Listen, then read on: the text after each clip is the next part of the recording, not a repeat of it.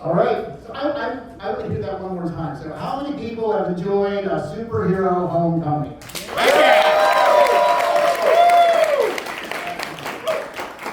That was the correct response. Thank you very much. All right.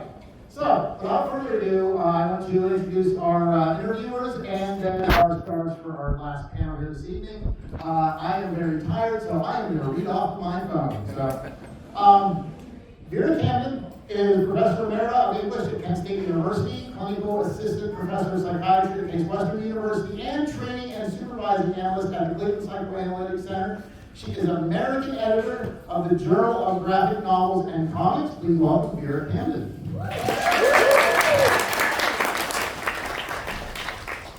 Valentino Zullo, who I personally like to refer to as Dr. Zullo because it sounds like a comic book villain. Valentino Zullo is Assistant Professor of English and Co-Director of the Rust Belt Humanities Lab at Ursuline College. He has been a co-organizer of the Get Graphic program at Cleveland Public Library since 2014. Let's hear it from the Get Graphic Comics discussions at the Public Library. And he is also the Ohio Center for Book Scholar in Residence. He is Associate Editor of the Journal of Graphic Novels and Comics. And do I understand that this could very well be written out as an article in the journal in the future? Very well be an article. Could very well be. So you're all like article adjacent. All right. Our comics creators for this evening are Andrew Aydin. He is the he's the New York Times bestselling author and recipient of the National Book Award, among other honors and distinctions. Andrew is the creator and co-author of the graphic memoir series March and Run, which chronicles the life and civil rights icon Congressman John Lewis. So he co-authored that with Representative Lewis. March was the first comics work to win the National Book Award. Let's hear it for that. I'm just going to be a hype man for this whole time. So he's an Atlanta native. Andrew served on the staff of Representative Lewis from 2007 until the passing of the congressman in 2020. He recently launched a Kickstarter for the Appalachian Comics Project. He is currently writing Taste of Justice for DC Comics and Fusky with Chef Sally Ann Robinson for 10 Speed Graphic. Let's give it up for Andrew Aydin.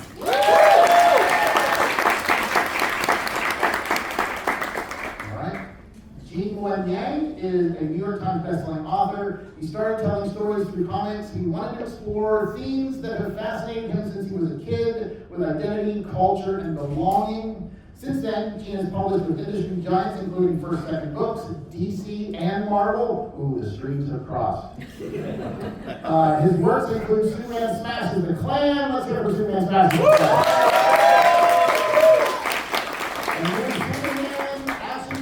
American-born Chinese, and he most recently published Lunar New Year Love Story, which has been nominated for an Eisner Award. Thank you very much. And in 2016, the U.S. Library of Congress named him Ambassador for Young People's Literature, which is a very cool thing. And that year, he became the third graphic novelist to win a MacArthur Fellowship. And I believe that's known as the Genius Grant, I'm going to say. Just saying. So we have a genius in our midst, a certified genius in our midst. So, ladies and gentlemen, please give it up for Andrew Aydin, Gene Luen Yang, Vera Camden, and Valentino Zullo.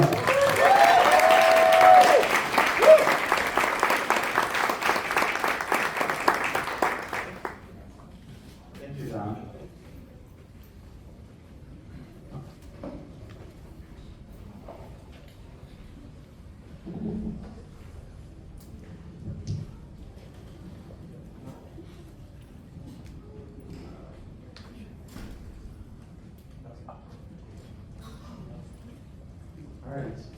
Let's get started. This is very exciting. Thank you all for being here. This is so fun to celebrate Superman in Cleveland. All right, well, that is our first question. About Superman and being here in Cleveland. So we're in Cleveland, where the superhero was born nearly 90 years ago. Can we start by asking you to tell us about what Superman means to you, and what does it mean to steward his legacy today? And you can play rock, paper, scissors if you want. Okay. Oh man, Superman means so many things, right? Like, that's kind of the beauty, is Superman's a character that you can find elements of yourself in so many different ways. For me, I started reading DC Comics first because they were on the newsstand, right? The old spinner rack. Like, how many of us wish we had a spinner rack in our house right now, right? And it was post Death of Superman. Like, I was a little too young for Death of Superman. It was like that was a wall book by the time I got to read it. But it was in the era of all the different versions of Superman, right? The Eradicator, Superboy, Steel, Cyborg, all that. And that's kind of what I loved about it, right? Is that Superman was a prism through which we could look at ourselves. And so to me, if you boil it down to one thing, Superman is fundamentally about hope, and it's all finding hope. Yeah, I agree with Andrew. I think Superman really is about hope. I do have to confess, though, that when I was a kid, I was not a Superman fan. I remember Superman is the very first comic in my collection was a Superman comic. It was DC Comics Presents number 57. It stars Superman and the Atomic Knights.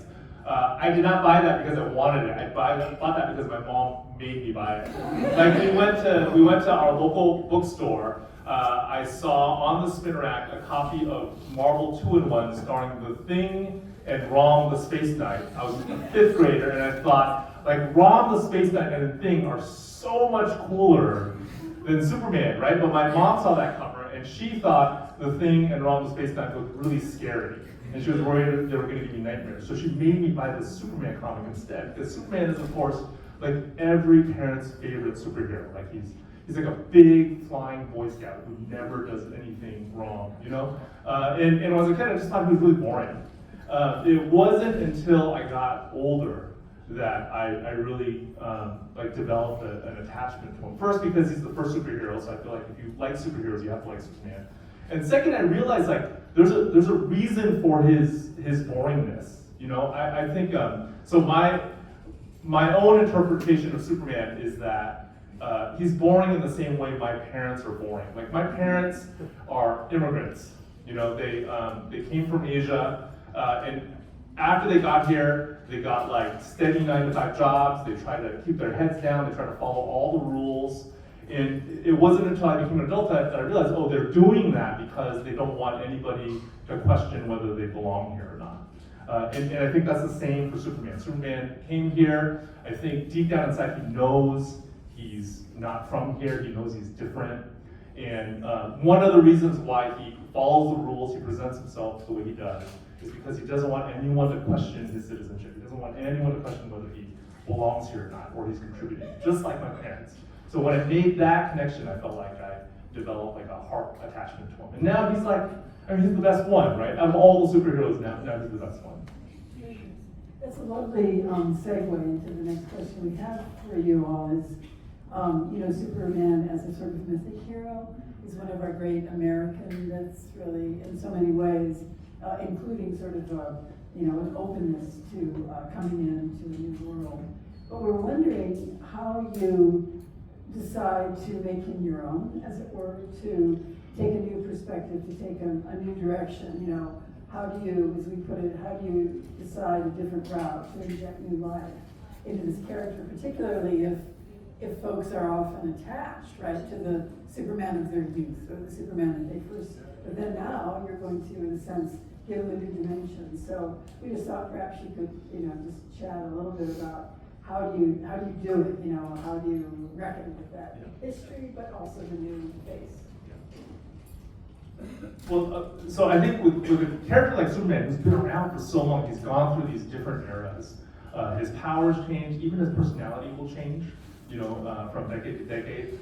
And one of the things that I did early on when I signed on to do Superman was I looked at the different eras of this character, and I tried to find the ones that kind of resonated with me the most, and the things that I cared about the most. I do have to say though, you know, the DC universe is like this living universe. So when you enter it and you start writing in it, you don't always have full control over what you're writing, because the universe itself kind of sometimes like sets these boundaries for you. So one of the things that happened in my run, like I first signed to do Superman in 2015, and I did 10 issues of the main Superman title. So at that point, it was an era called the New 52. It's like part of the lore of the DC universe. And Superman was really different. Like he lost his powers. He and Lois were not a thing. He was actually dating Wonder Woman at the time, you know. And all of these pieces were not for me. They were just the way the universe was going at the time. And I remember I'm a Clovis shipper, I have to say. So that particular part was hard for me to navigate. And then I would get all these like emails about it, you know, about how like the fact that Superman was dating Wonder Woman like ruined love, you know. So that we have to deal with. But I do think that even despite the restrictions that the DC universe might put on you, he's a flexible enough character that you can still find a piece of him that overlaps with your own concerns. Is this why you did Lunar New Year Love Story? Yeah. Right. Yeah, I had to get all that like Clovis energy somewhere. My Superman experience is a little different. I haven't written in the main universe. I've written the Superman in like PSAs, like the Rock the Vote PSA, which is very easy, right? Superman voting good, right? And then now I'm writing him in Taste of Justice, which is, I'd say this with no pun intended, like a pocket universe. If you've seen the movie, you'll get that. It's because it's about food, right? Like Superman's been around for 80 years. And I mean, I think the times in which he's been engaged with food has been tangential at best. And I want to center food as the key element of the story and then expand from there with the other parts of it, right? And so it's been interesting to go through and research where food has shown up in Superman lore. So like it's canon that Superman's favorite meal is beef bourguignon. Wow. Right? It was made canon in the late 50s. Clearly Julia Child got in someone's ear. Right? I mean, and so, okay, well that was where we started the series. We were like, Superman likes beef bourguignon. Where's the conflict? And then we were like, well, I don't know if Lois knows how to cook that. Right? She's a busy, professional, strong woman. Probably didn't have time for French cooking lessons. And so that's been the fun part, is finding where you get to intersect with the living universe and the history and the things that were made canon. And then from there, because food was never the center of it, you get to center it and then find your own vehicle for exploration. So this is clearly a prelude to a restaurant that you'll be opening up. Featuring all these favorite recipes. DC's already got the rights. It's a brilliant idea. I mean, I can see it coming right now. You'll have, what is it, breakfast for dinner, right? Right. A great name for the restaurant. Yeah. Breakfast for dinner. You heard it here first. I love that. So one of the things we want to talk about, because Cleveland is so important to this film, and is thinking about, this is a story about a place, a Superman story, obviously, about a place, about losing it and finding a new place in the U.S. And we were thinking, how do you think about that sense of place in these stories, and how does Superman find it for you? And also, you know, I think you were both writing about a place right now. We're going to hint at something that's going to come later. We write about a specific place in the U.S., so you're thinking about place a lot, obviously. So how does place play a part in your Superman stories? Okay, there's two elements to this. One's going to seem tangential. The element about place as reflective of home, right? Because it's a theme they go back to over and over again. What is your home? My father left when I was very young. I never knew him. And by all accounts from my mother, he was not a great man. And the elements, especially in the movie, of your lineage does not determine your future, was so meaningful to me. Of like, this is something you're perpetually outrunning. I mean, I've said it in speeches where like I carry the name of a man I did not know, and yet that's the name that's on every book I write. And the idea that we can reclaim that, and then we can reinvent it, and then we can make our own home, we can make our own set of values based on the people that we choose to be with and the people we choose to be. That was Like I you know, surrounded by all these like colleagues, and I was like, don't cry.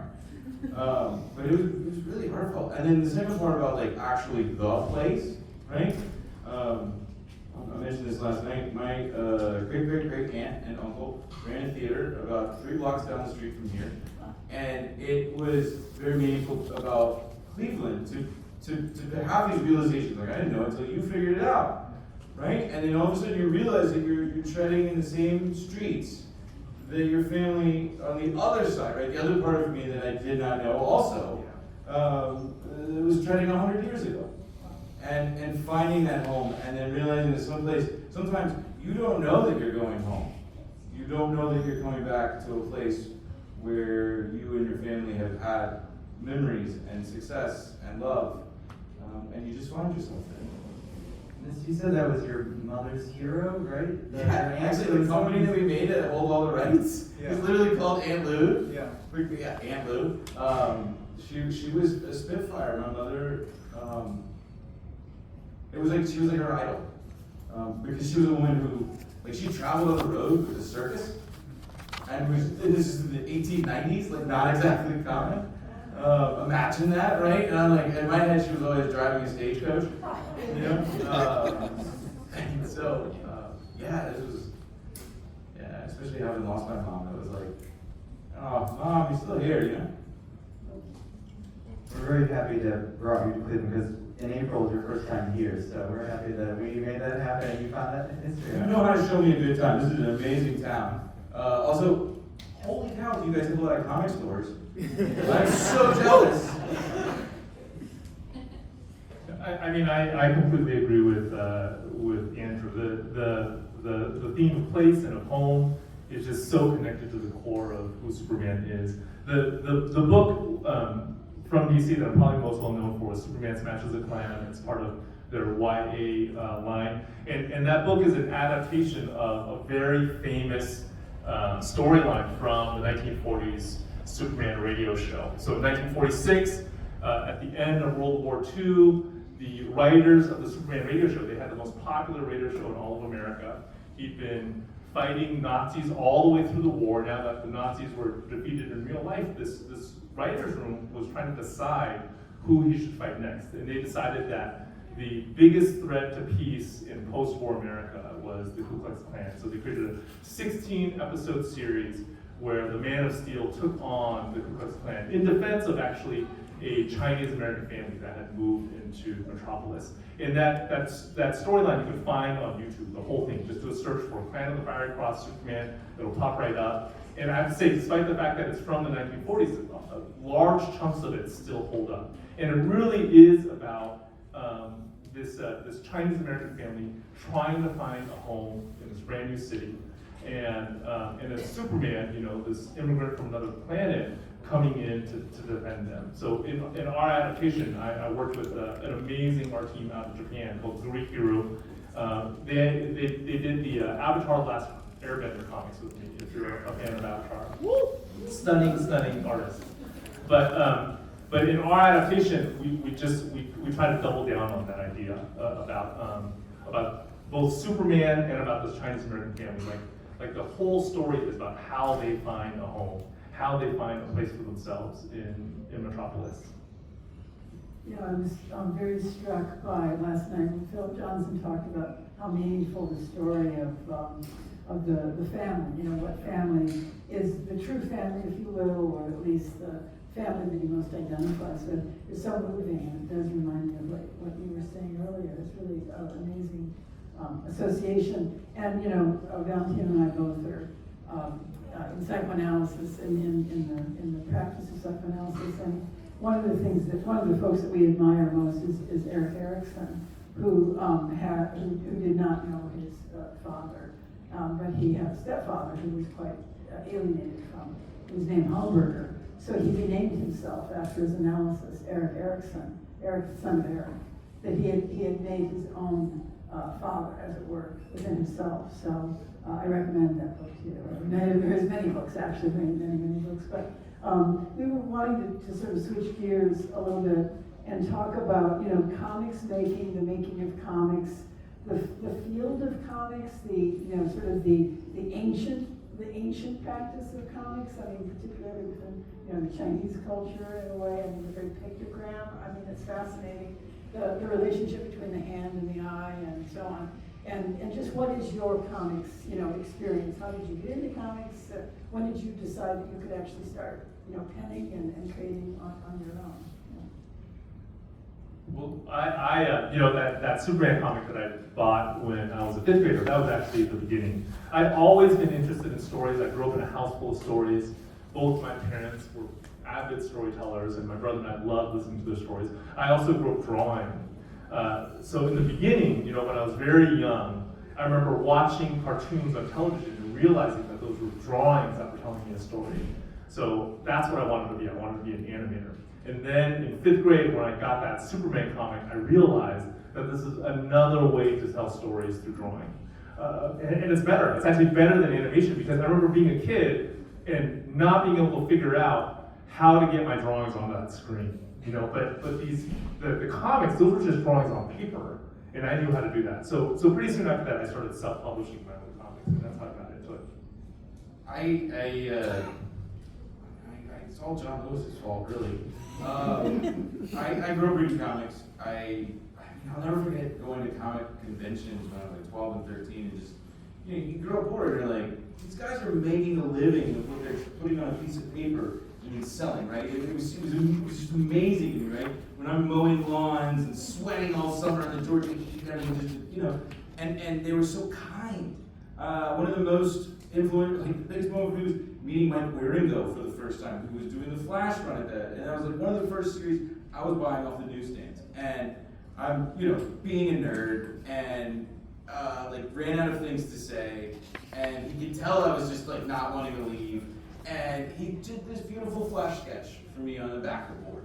And I still have that framed on my wall today, in my office. And at the same time, I grew up, my mom's like, hey, you gotta get a job, right? You need health insurance. You're not a very good artist. She was very honest. And so I enjoyed them, I read them, but the writing that I got to do was all, speeches, scripts for radio ads, or not sexy things, not fun things. Important things in some parts, but not anything creative. And it was never an opportunity. It was just never something that seemed like was open to me. Because you needed to break in is not easy, right? I mean, it takes a moat in a lot of cases, right? And we just didn't have it. And it wasn't until I started working for Congressman Lewis and I saw this problem that he had of, you need to tell your story, sir. You can't keep doing the same documentary 17 times. You've got to change your MO. And then I could convince him to get on the internet, which, mixed success on that overall. But he was so fascinated with direct communication. And so I was learning to write his letters, I was writing the tweets and the Facebook posts and all that sort of stuff. And that was so similar, it's sequential narrative at its core, right? So it wasn't much of a leap. And then I'm like, Congressman, you should write a comic book. And he's like, yeah, okay. He actually told a reporter later when they asked him, what did you think when you first asked that? He said, I thought the young man had lost his mind. But I was so, this is the other side of it, right? This is my mother coming out. I was like, no, this is just your answer. I was so persistent. And the John Lewis that you don't know is the John Lewis who, if it's your idea, if it's your thing, he will do it. He will do it with you. You have to step up. And that was the truest form of mentorship he ever had for people. Was he got so many people who offered him ideas, right? It was his kindest gesture, but also his honest gesture to say, which he did to me, I'll do it, but only if you write it with me. And that was what changed my life. I never even thought, when I was suggesting it, I never thought I would be the one to write it. It was just you should do this, not understanding that, congressional staffs are much smaller than you think, they have much less resources than you think, and they're a little bit amateurish, which you probably do think. And that's where it all started. And then, the truth of it is, it was 5 years from that yes to actually getting a book out. It was 2.5, almost 3 years to getting even a publisher to say yes. And even then, it was a publisher so small, I had 4 people in it, including the warehouse guy, right? Because all the big ones said no. And I guess, when people ask me, like, how do I do this? And I'm like, you have to be so dogged and so persistent. You would literally be bringing John Lewis into the room, and yet you will walk out with a no. That you can't let anybody else determine the worth and the value of the story you want to tell if you believe in it. And you just have to keep doing it, and then first and foremost, you just have to start. Because ultimately, March only got published because I wrote the first book on spec. And that's really where it is, really. There's not going to be somebody who comes in with that big advance. There's not going to be somebody who comes in and taps you on the shoulder. You got to do it, you got to prove it, and then you got to do it 4 or 5 more times before you actually get to do it for a living.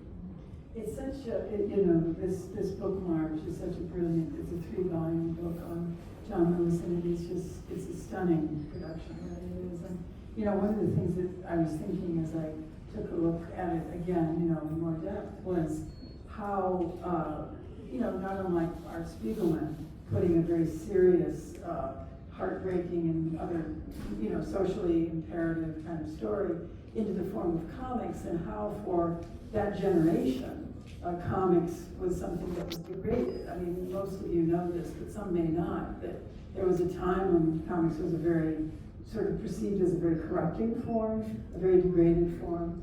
And so the audacity of putting one of the most timely, urgent questions of history, whether the Holocaust or civil rights movement, into the form of comics is audacious. And I would think even within John Lewis, there'd be a bit of a resistance, because that generation, they would turn away from comics. They were a degraded form. So now we have this elevation to historical mythic narrative, and including, I think, even the Klan book as well. It's taking a momentous subject. Well, there was a lot of resistance in even John Lewis land to him doing it, right?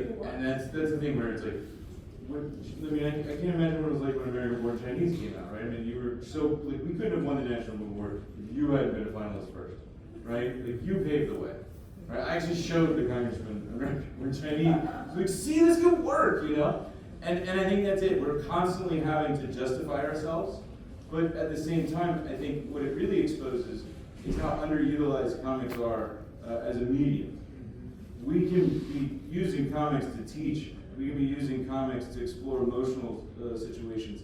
It's not just about superheroes, but that's what Superman unlocks, right? He unlocks that for us to be able to follow the Will Eisner path, where he made plane repair manuals for the Army during World War II, right? And then fast forward to what we're doing now. Like, this is what I love about the webtoons, where I think this scrolling vertical format unlocks a whole new avenue to teach people things, right? And as March taught people about the history of the civil rights movement, we just published Comics of the Movement, which reprints the SNCC comics from Lowndes County in 1966, which instructed some of the earliest black voters, first-time voters after the signing of the Voting Rights Act, how to vote, and also what their elected officials just do, right? I mean, like, there's stuff in there, like, I didn't know, like, the coroner becomes the sheriff if the sheriff leaves the county. Right?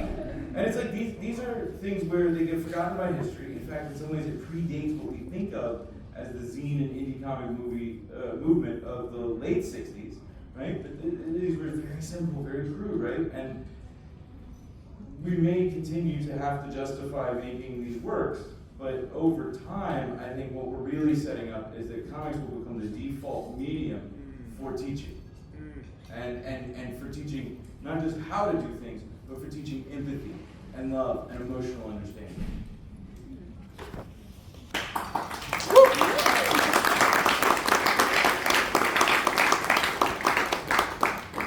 In point of fact, psychologically, even neurologically, there's something about, as I was saying earlier, the hand. There's a shift that takes place with the creation of the image. This, of course, applies to all art, all visual art. But there's a shift. But comics brings it to everyone, as it were. Sort of Linda Barry's notion that you sort of pick up with comics where you left off. Whatever year, 6 years, 7 years old, or whatever. So it does, I think, bring empathy in a very special way. Yeah. I think to that point, I think some, there's a lot of comics fans here, a lot of people who want to be creators, and are thinking about, telling their stories, and are they going to tell a memoir or superhero, and you've done both. And can you talk about sort of navigating how you tell stories within these different genres, and probably in some ways like you don't make such great distinctions as people outside of these genres do, right? Can you talk about sort of the making comics in that way? I think you can think of the modern American comic book market as divided in two, right? There's the monthly, mostly superhero market, and that's like, you associate that with comic book shops and that sort of thing. And then there's this graphic novel market that has kind of risen out of the traditional book market, like the way graphic novelists work, the way their contracts work and everything. It looks a lot more like a traditional novelist. But that's really heavily also influenced by these old school underground comics. So when you're talking about like autobio comics, most of that stuff is actually happening in this space that grew out of like the graphic novels. And I think in terms of pure comics, it's all kind of the same thing. It's all telling stories through static sequential art. But the form in which it comes into the world is different. Like with these monthly comics, they're almost always 20 or 22 page segments. And then with the graphic novels, there's generally no page limit. You could just go as long or as short as you need. So the approaches are both very different. Like, I have to say, like, I started on this side. I started on the graphic novel side. And when I moved to monthly comics, it was like a really hard transition. I am not Brian Michael Bendis. I don't, like, I can't, it was like so hard for me to figure out how to think like that, how to think in 22 page chunks, And it took me a really long time to get the hang of it. Even now, I don't feel like that's my native way of doing comics. But so for you, I think, even beyond genre, I think it's important to get to know yourself as a storyteller. Are you the kind of storyteller that naturally breaks your stories up into chunks? If you are, I think doing pamphlet comics, doing monthly comics might be a good fit for you. And if you're not, if you're the kind of storyteller that needs to just let the story go as long as it can or it needs to, then you might fit a little bit better on this side. But I think there's also an element of, do you need deadline pressure to get this story done, right? Because actually the first time, really one of only 2 times I've ever had the opportunity before this weekend to meet Brian, was at the 2001 Atlanta Comic Con, where I was 17 years old, a little comic ready to get signed, and he's frantically typing out an Ultimate Spider-Man script at the table. And he's like, hold on! And I'm like, that seems really hard. I mean, dude, it's like Saturday. Right? I mean, and I think that's like, we have this luxury when we're doing graphic novels. Like, I'm 4 years deep on one right now, where it's really hard to tell people that day you spent staring into the woods was really productive. Because you're thinking, right? Like, I can't tell you, like, that was a good thought. Man, I'll write that down. That was really, right? But you need that, especially like when you're distilling like a giant narrative, when you're going 200, 300, 400 pages deep into a story, you're bringing all these threads. You need that time, right? Yeah. Writing a lot of ways is a really terrible job. Like, you can spend all day, I've done this, I spent all day writing, I'll write 10 pages, and then I'll feel really good about it, and then I go to sleep, and when I wake up, I realize why those 10 pages were terrible. Right? Like that kind of stuff happens all the time. And I do think your point about deadlines is right. Like, some people actually, there's some members that just can't produce unless they have the deadline. They need the deadline to produce, right? And that was the thing that took me so long to get used to in the monthly superhero world, is those deadlines. I remember my graphic novel editor, we were having a conversation once, because I was really freaked out about a deadline. And he told me this, that I never recovered from. He said, in the novel world, deadlines are more of a suggestion. And after that, I never met another deadline for him ever again, Whereas my DC editor is like, no, the deadline is not a suggestion. No, they don't play. Right? They'll get fired. They will find you. No, look.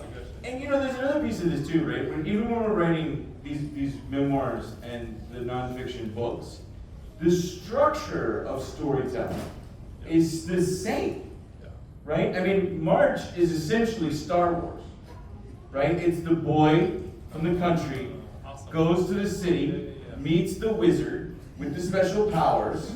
Yeah, no one's ever called Dr. King that. But it is, right? And he teaches him about nonviolence. And then he's like, okay, and then they go destroy the Death Star for the first time, which is segregation in Nashville. And then the second one, it starts off, it's just empire, right? It's the beginning, it's like, you know, the bombings and the start leading into the freedom rides. Freedom rides is its own separate narrative, it's Hoth. And then, you know, John Lewis is away from the freedom rides because he's on Dagobah, and then he misses the end of the freedom rides. But he comes back just in time to rescue his friends. And then, you know, you go into the second act, which is the March. Anyway, you get to read it, you can see it, right? It's Star Wars, Empire, it's the exact same structure. And I think that was, Nate and I even both, Nate's the artist on March, we didn't start talking about that until halfway through the second book when we realized it, right? And we were like, oh my God, it's Black Star Wars, right? And I remember like teasing John Lewis, and I was like, help me, Obi-Wan, like, you know, and he didn't get it. But then it's also Lord of the Rings, right? Like Nate and I for book 3, there's a scene that just goes on. It's 12 pages of talking, and I'm sorry, but that's how you have to explain the Freedom Summer, because you have to explain all of the thought and argument and debate that went into it. And so when Nate and I were working on it, that script section became known as the Council of Elrond. Yep. Right? This long, talky explanation section, right? And those universal storytelling, some people call them tropes or structures, really to me come down to how we understand the world, right? Whether it's fiction or nonfiction, these are how we see the world. They talk about the 7 different types of stories or other frames for it, but you know, we see the world as our brains are made to see it, in an organic, human way. And that's what connects it all. Which brings us to y'all, both of y'all's. Yeah, let's use more y'alls here, right? I'm not. I have to pay some tribute to my Virginia. Yeah. But and it's a better plural than you guys, in my really estimation. In my estimation, speaking as a feminist. But in any event, you know, you're working on the Appalachian Project, and speaking of storytelling, right? Yeah. And the rich legacy of that area, place, and time, and just to have you all speak a little bit about that, and especially I was thinking about the deep narrative history of that region, both in song and lyricism as well, poetry, if you will, as well as, you know, the actual stories, the mythic quality of that region. And I wondered if that's the direction that you'll take, or just to speak more widely about how the two of you are working together on this really exciting new project. Well, Andrew's the boss on this one. It's his baby. But you're still part of it. Yeah, I mean, Gene, you were the first person I called, right? So I read this graduate thesis because I mean, if you've read mine about the history of Martin Luther King and the Montgomery story, it's been foundational in my own life and work. And so I always have believed that sometimes the best ideas are put out in people's graduate thesis. Yeah, it's like the nerdiest answer to this question. But I read this thesis by a woman named Elon Justice, who's from Kentucky. And she wrote it for the MIT Media Lab on depictions of Appalachia in the media. And essentially her thesis is that the reason Appalachia has been able to be exploited for the last 200 years is because they've never been able to control their own narrative.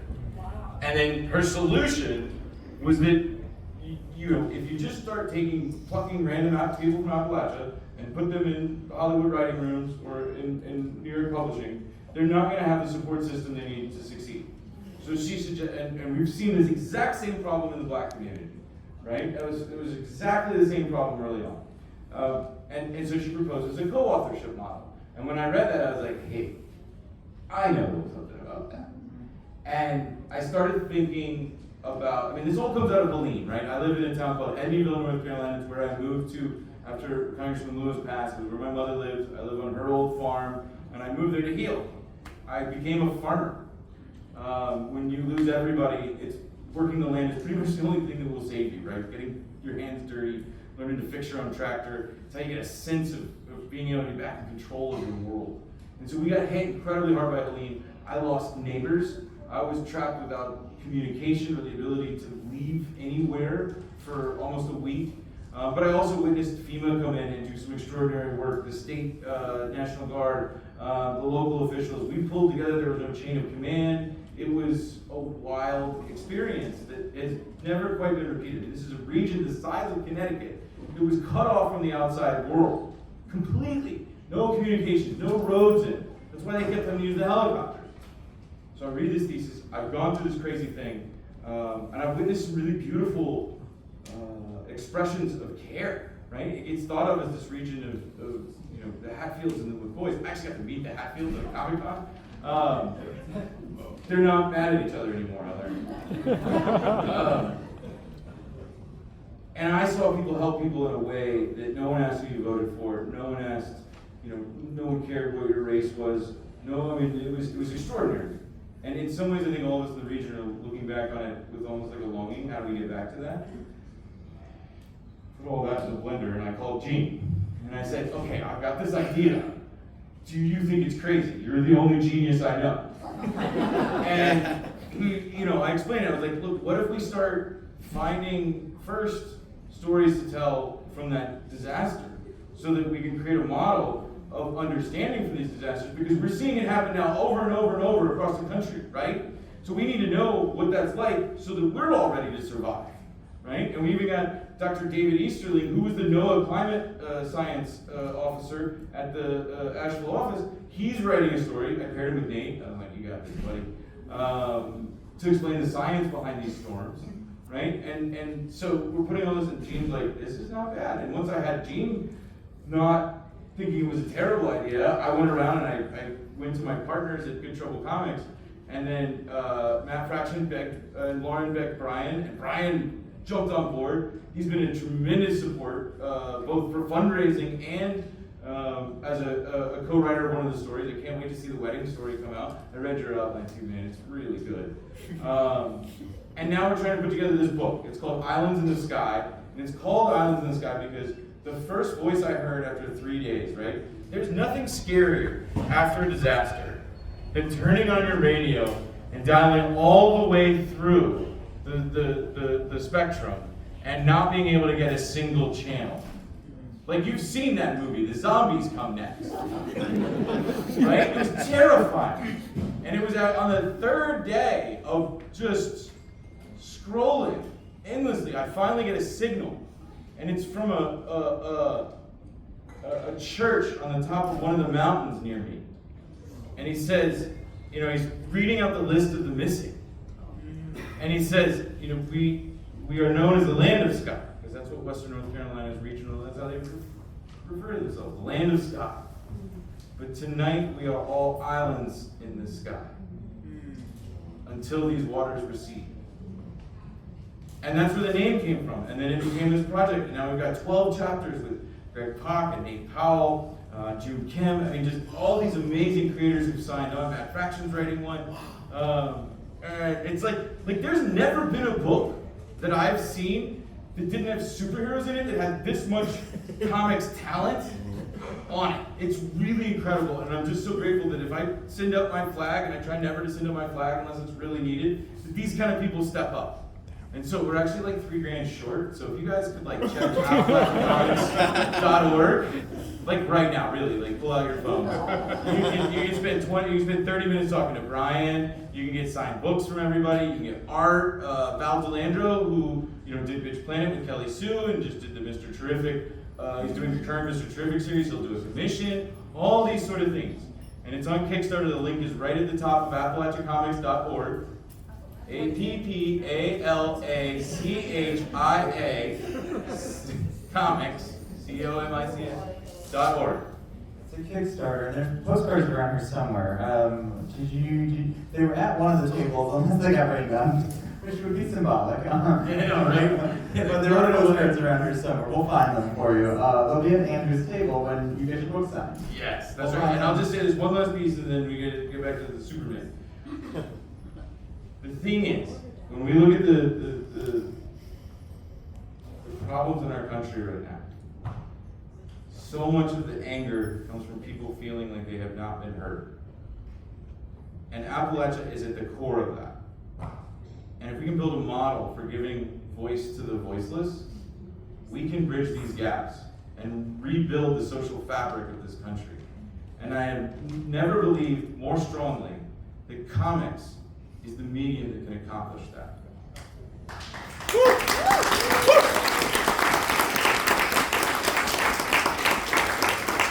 I think comics from the very beginning has been an outsider's medium. So this project is like it's just so comics. It's so appropriate for it to be comics, right? Comics is where poor Jewish kids from New York were able to find a voice, or cultural and minorities or LGBTQ communities. Anybody who has not been able to get through gatekeepers, they can go through comics because there aren't really any gatekeepers in comics. So this just kind of fits in with the history of what the medium is and how the medium serves the culture. And they love comics there. I mean, there's a reason I bought my first comic in Western North Carolina at the Piggly Wiggly, which actually later became one of the FEMA sites. Yeah. It was eerie seeing that. But I mean, if anybody's read Demon Copperhead, Barbara Kingsolver writes extensively and won the Pulitzer Prize for a book about a character from Appalachia who makes comics about Appalachia, right? I mean, this is giving this is our chance to we write about heroes. But these creators who are signing on to this, you, Brian, everybody else, you guys are being heroes for these people. You should have seen when we had our kickoff event, one of the survivors came up to me and cried because she was so excited to be working with someone that she'd read her whole life. Like, this is giving them hope. And that's what we can do, and it's I'm just so grateful to you guys. Like, thank you. Thank you. Woo!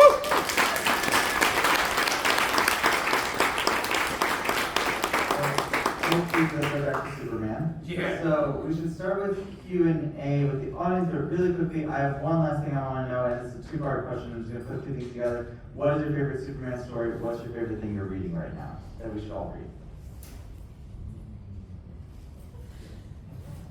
I personally really like Whatever Happened to the Man of Tomorrow. From Dang it, man.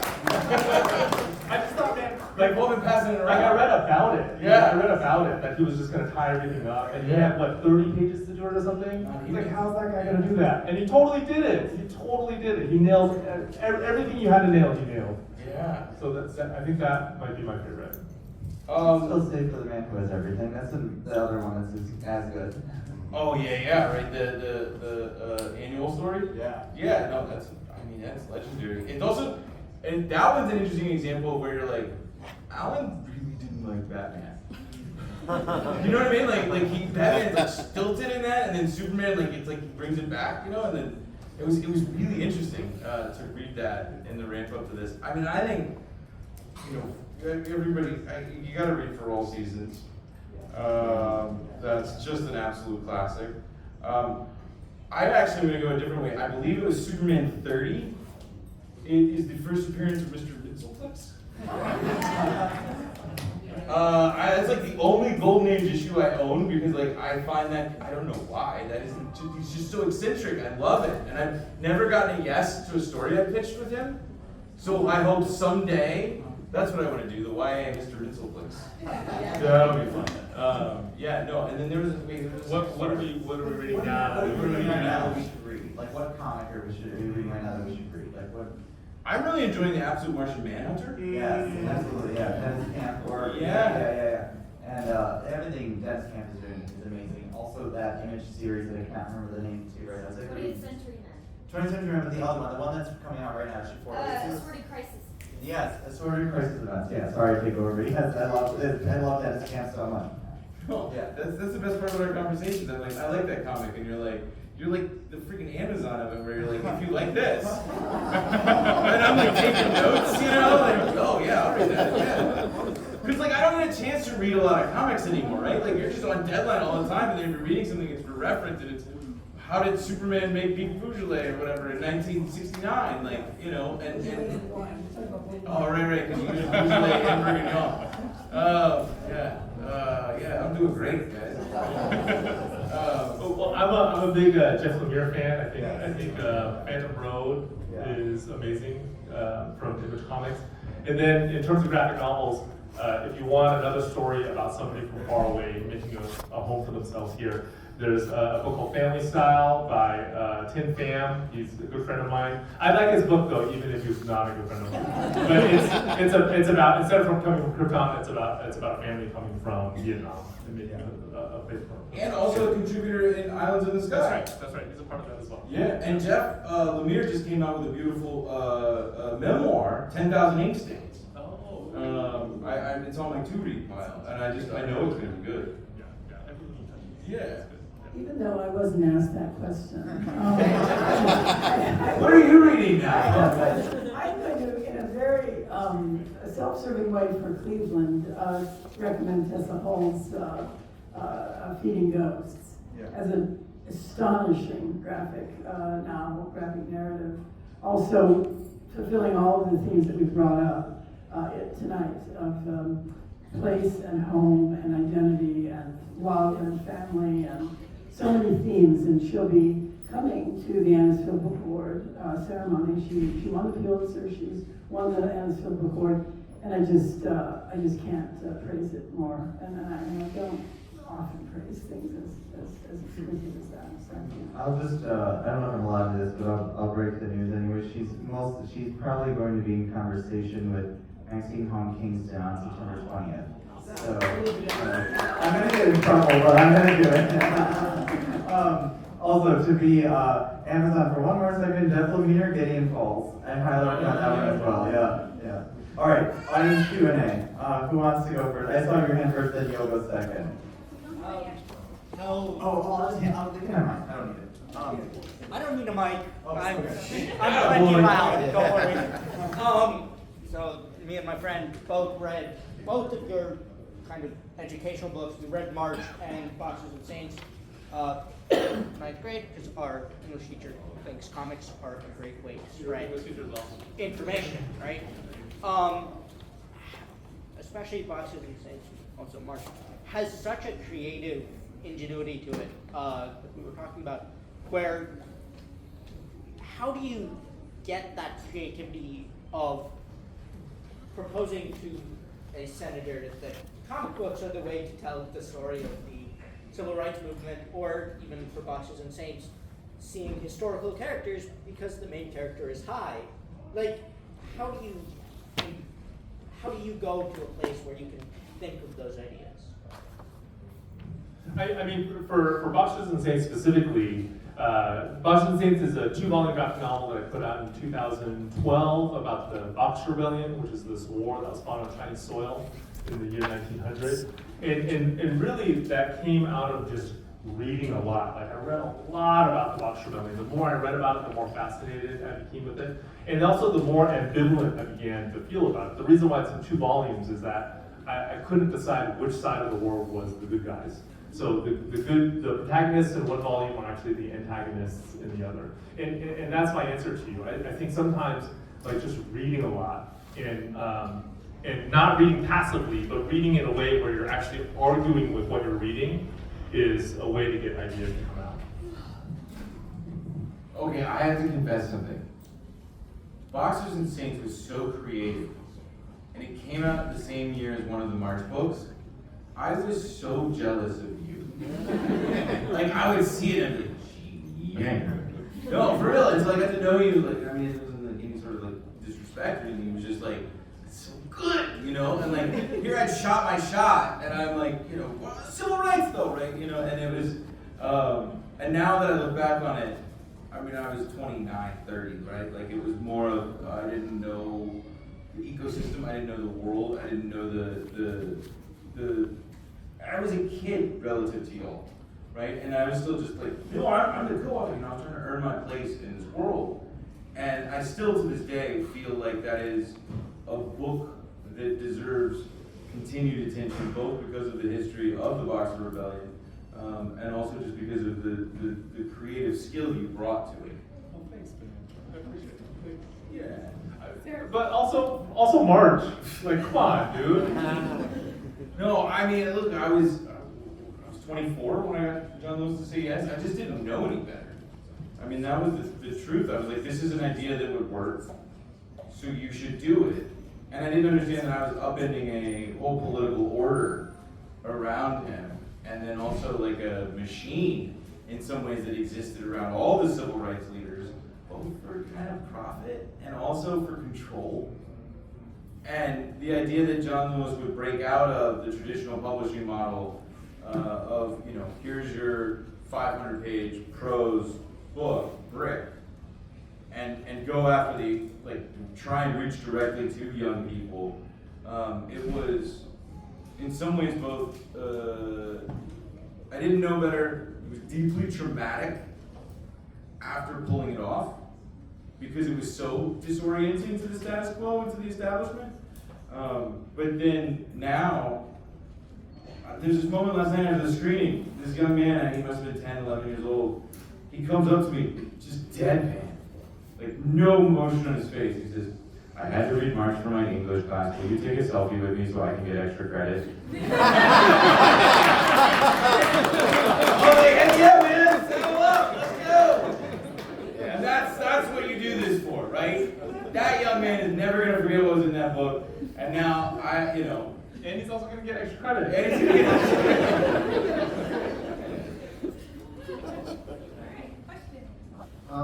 So early on, you mentioned how both of you were, when you first started writing Superman, you were writing in the New 52, which had a bunch of constraints around it, and also with kind of shorter Superman stories that were a little more simple. But my question is, do you think that because you were constrained creatively, you're able to get more engaging stories out of it?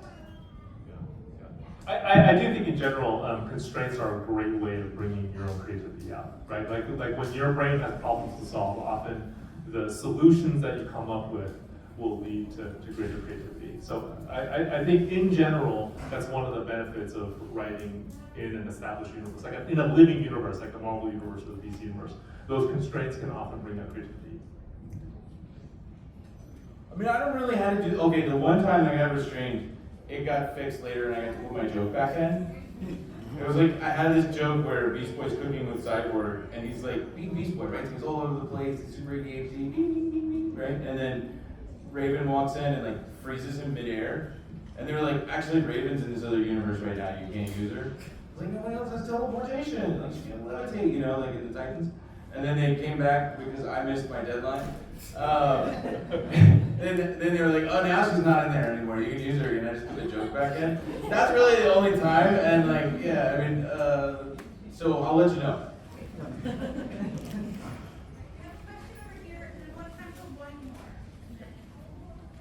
Hey, you guys. So you're like incredibly deep writers who actually like really plot things out and write very thoroughly. And there have been some less than tactful writing throughout comic history. Say like People on a Fridge, for example, or the Clone Saga. If you guys could go back in time, each of you maybe change one story throughout history and kind of rewrite it to your own liking, what would you pick in terms of comic history that you guys could add your own little touch to, or maybe take out or edit throughout history to really change comic history? Yeah, what would you really do? I mean, I think I would bring Captain Carrot into the main DC universe.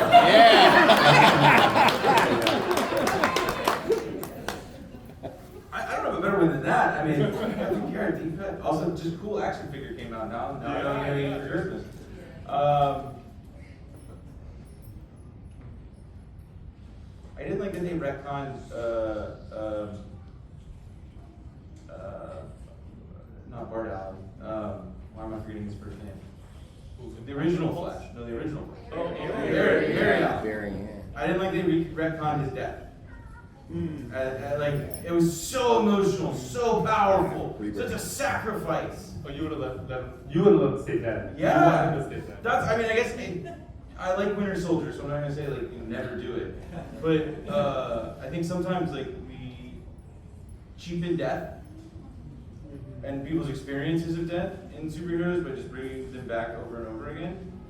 It doesn't mean it shouldn't be done. It doesn't mean it's impossible. I just always like that was such a beautifully done story that was one where I was like, I shouldn't have. But then I used Vera in a story, so it might have been.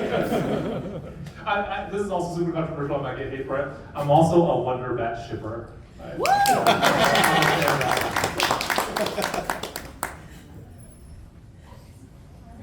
is the final question. I hope it's a good one. No pressure. Cool, no pressure. Andrew, Gene, thank you so much for being here. A lifelong comics fan. I'm a huge fan of both your Mars, Smashes the Klan, amazing.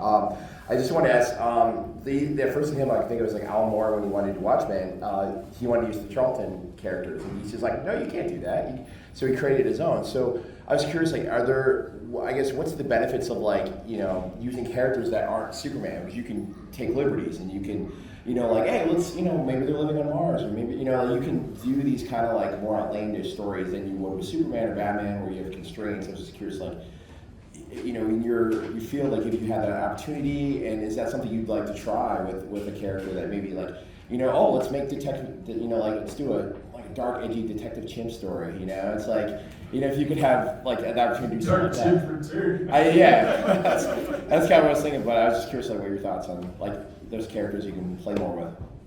I mean, I just got greenlit to change a tiny tweak of a power for Martian Manhunter. Which, without spoiling it, it's just like it's his ability to give the human experience to someone or something else using his telekinesis.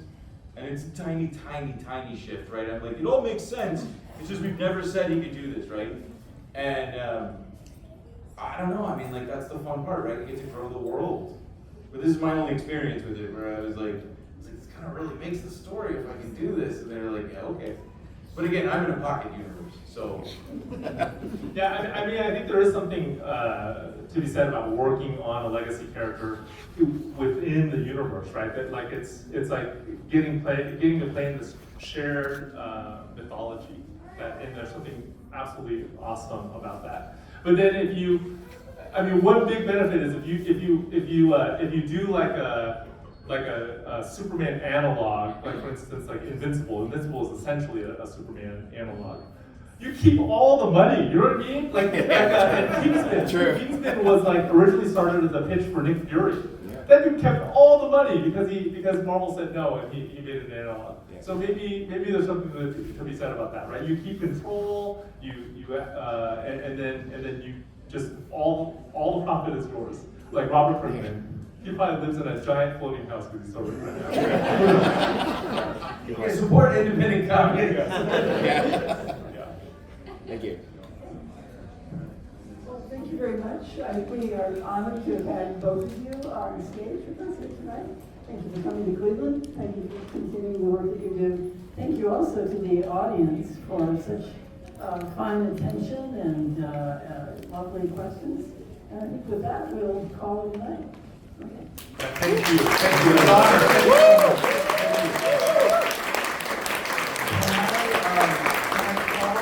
All the commenters for, as Grace Ellis called it, a yearbook photo. Oh, yeah. Yeah, just one photo. I know you were all waiting for the signing. We're going to get a yearbook photo in the library just for archive purposes, and then you're all free to run to your tables. But so Grace, Brian, Grace, Brian, Philip, and Sina, if you would come up here just really quickly, we'll take a yearbook photo. And before, while they are getting ready for their photo, I just want to make a quick announcement. So first, if we have any students that are here in grades K through 12, while supplies last, we have 3 copies of Superman Smashes the Klan. So we are giving these away to students this evening. The second point I want to make is there is a 3-item limit. There are so many of us here. I know we're all excited, but to make sure everyone gets their item signed, 3-item limit per speaker. And last but certainly not least, we just want to give one more big, huge round of applause to our speakers.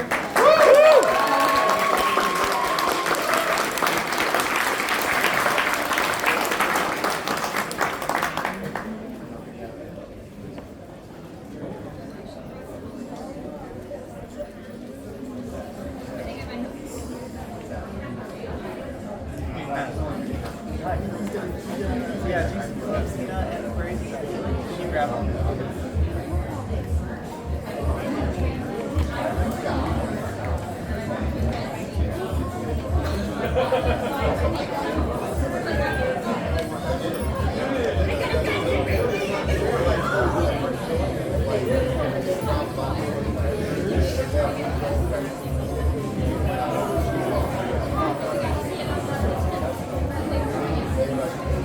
Thank you for being a subscriber. Oh, no problem.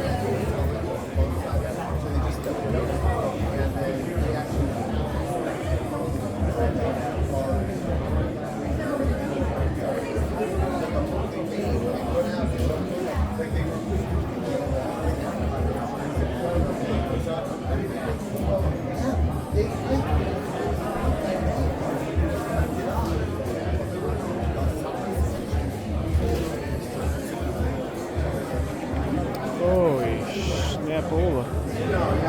Okay. Sorry. No, you're good, you're good. Alright, I'll do a couple and then I'll get in there. This is Andrew's phone. Oh, it's yours. Yeah, okay. Oh, I get it, okay. I don't know where to look. You look good. And this is all going on my YouTube channel, Traveling for Events. This guy knows. Filmed the whole thing. I filmed everything. I'm really excited to film that. I filmed all your stuff too. Oh, did you? I'd like a copy. Can you take these phones and I can jump in there? I We all get in there? Am I little arms? You got everybody in? Oh, it's pretty good. I didn't see you. It's not bad. Oh, no. Time to go. No, time to get the signing. Can I do a photo with everybody? Yeah. You want to get in the middle? Get in there. Come on, man. You did all this. Get in here. Get in there. We're getting in here. We're Oh, I get in the library. Yeah. And I want to get a picture. You Sorry, sir. Stick your head in there. We gotta get Vera in too. Get in there. Get in here. Come on. Getting ready for the board. Thank you for being tall, Gene. All right, then we got it. All right.